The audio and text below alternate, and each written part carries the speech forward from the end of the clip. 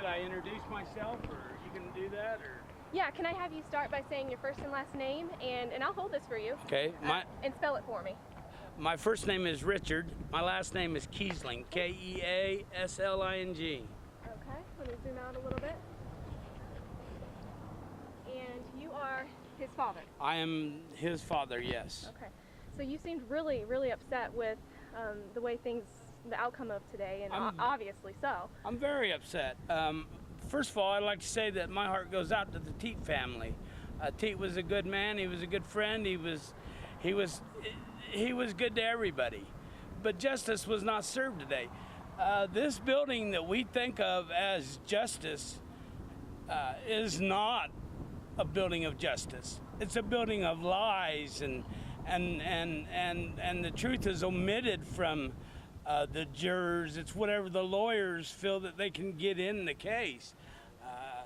People lied, contradicted themselves, and said they didn't know us when they did. One stated that he'd worked for me, never worked for me, never been in my trucks.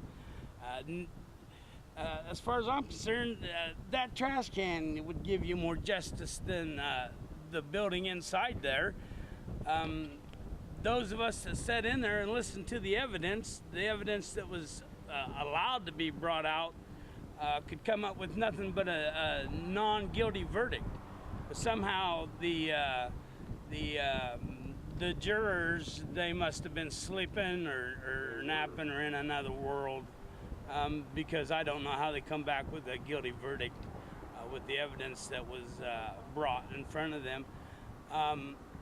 Now, did you think that the defense did a pretty well representing your son?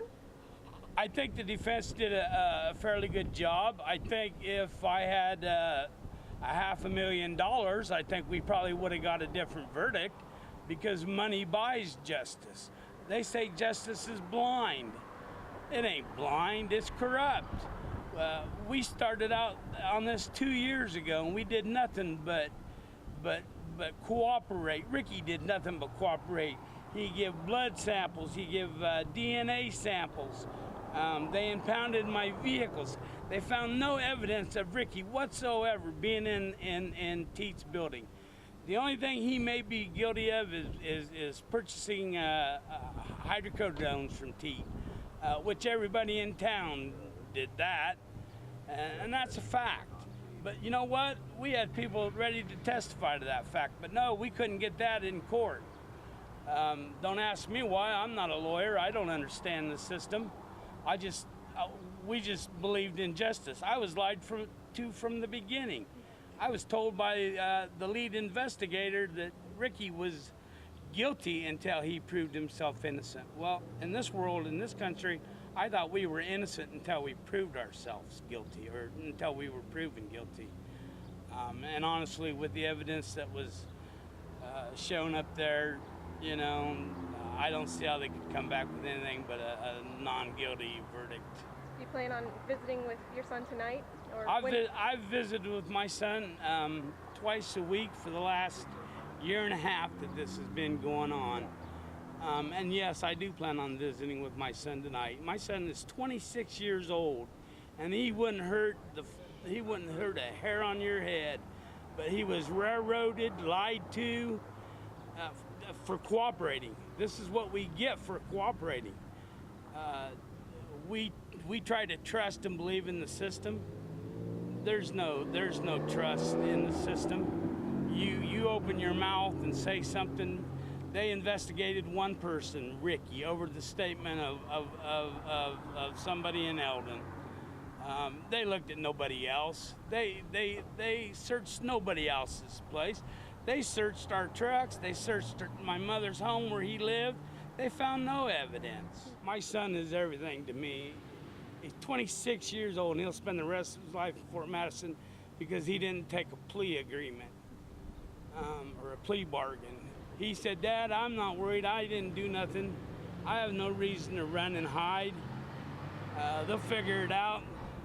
Well, they didn't figure out nothing. All they figured out was, well, we got to get somebody arrested. I got to get back to Des Moines here in a few days.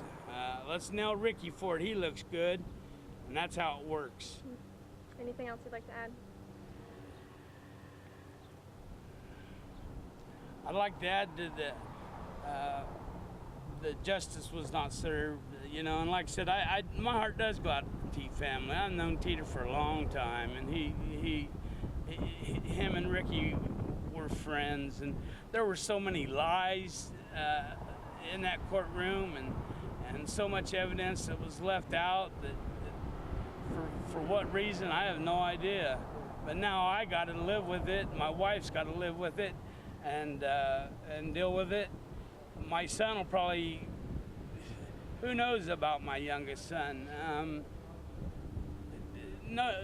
Never been in trouble with the law before. I mean, look at his picture. Look at him. I mean, do some research. Them detectives or so-called detectives, I was told that he was guilty until he proved himself innocent. And that's just what I was told. And if anybody lied, it was the detectives, the sheriffs, and that was brought out in court, but I guess the jury didn't hear that either. But, you know, maybe one day they'll come across something that inflicts their life, and they'll find out how you're treated. You know, and the Teeter family were treated like kings and queens, why, and every little whim that they desired, you know, sitting up there in front of the jury, while we sat over there on the side and we're told we, you know, had to sit here. We couldn't have no cushions.